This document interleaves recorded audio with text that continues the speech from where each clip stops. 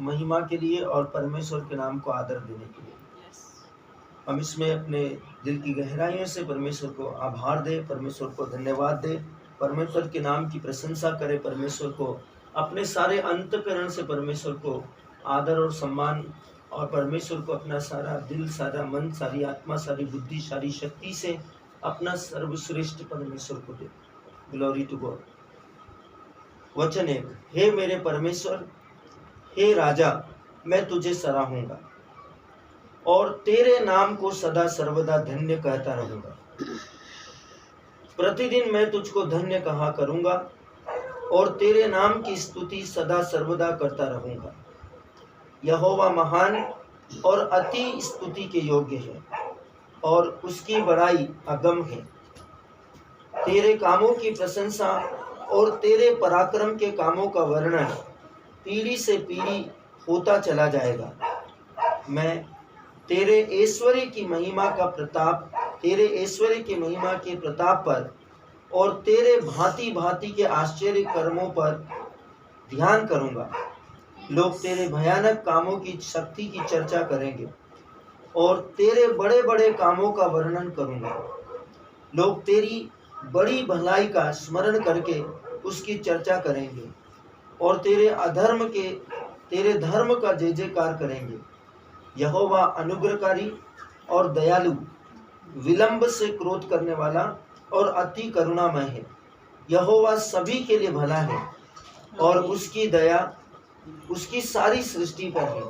हे यहोवा, तेरी सृष्टि तेरा धन्यवाद करेगी और तेरे भक्त लोग तुझे धन्य कहा करेंगे।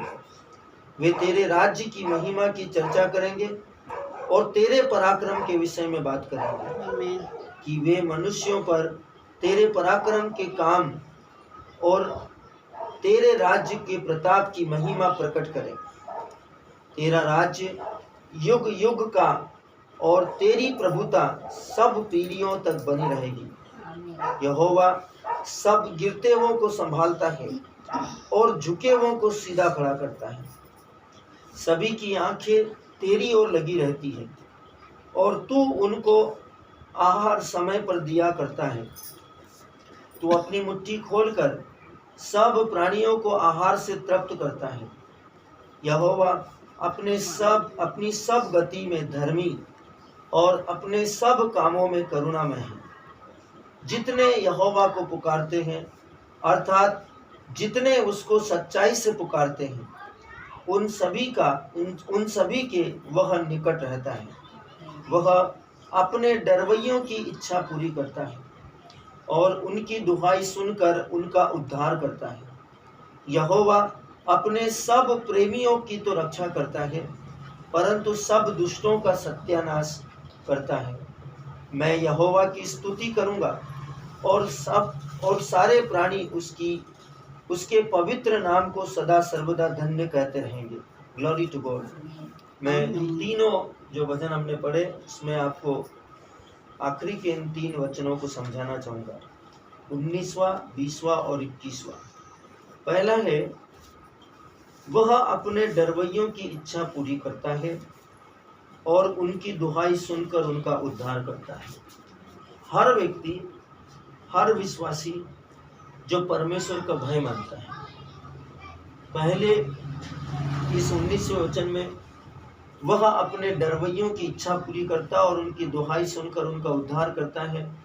इसमें पहली 3 आज्ञाएं हैं, परमेश्वर की पहली 3 आज्ञा। हे इस्राएल सुन, मैं प्रभु तेरा परमेश्वर हूँ और मेरे सिवाय तेरा कोई परमेश्वर नहीं होगा। तू आकाश के पक्षी, नक्षत्र, तारागण और किसी मनुष्य की छवि या तस्वीर, मूर्ति बनाकर उसकी आराधना न करना।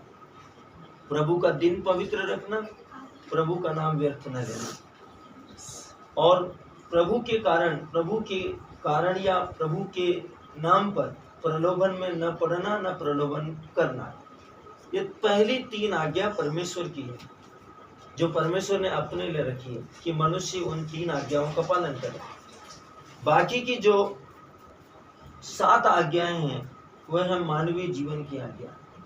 परमेश्वर ने मनुष्य के जीवन के निर्माण के लिए, मनुष्य के जीवन के पथ प्रदर्शन के लिए मनुष्य के जीवन के सदाचरण के लिए, मनुष्य के जीवन को पाप से मुक्त जीवन जीने के लिए उनके सामने 7 नियम रखे, जिसका पालन कर कर मनुष्य अपने आप को निर्दोष, निष्कलंक, ब्रह्मचर्य, पवित्र, शुद्ध, निश्चल, आशीषित, अभिषिक्त और परमेश्वर की दृष्टि में खरा और पवित्र बना सकता है। 7 नियम हमारे जीवन के लिए कि हम परमेश्वर की उपस्थिति में होने के लिए हमारे जीवन में क्या क्या चीजें नहीं होना चाहिए।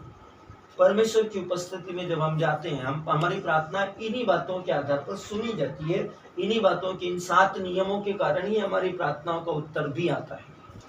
यदि इनमें से एक भी नियम हमारे जीवन में हमने तोड़ दिया, हमारी प्रार्थनाओं का उत्तर आना बंद हो जाता। आपको यही बात परमेश्वर ने आवर फादर इन हेवन प्रार्थना में सिखाई।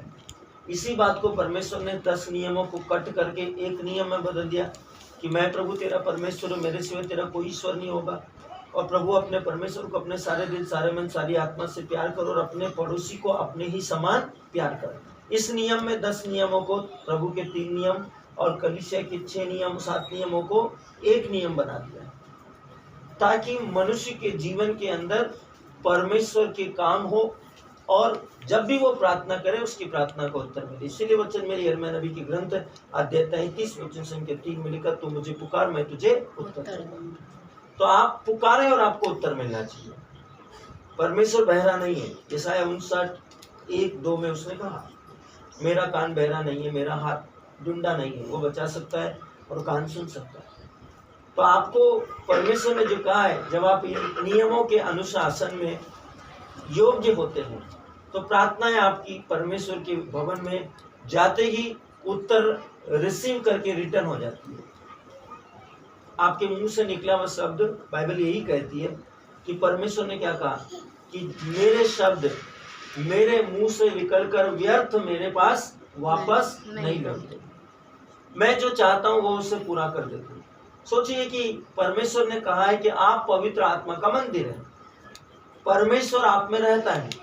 तो जब परमेश्वर आप में 24 घंटे रह रहा है, तब उस परमेश्वर की उपस्थिति में जो आप बोल रहे हैं उसका भी तो उत्तर वैसा ही आना चाहिए, क्योंकि आप किसकी उपस्थिति में बोल रहे हैं? परमेश्वर की उपस्थिति।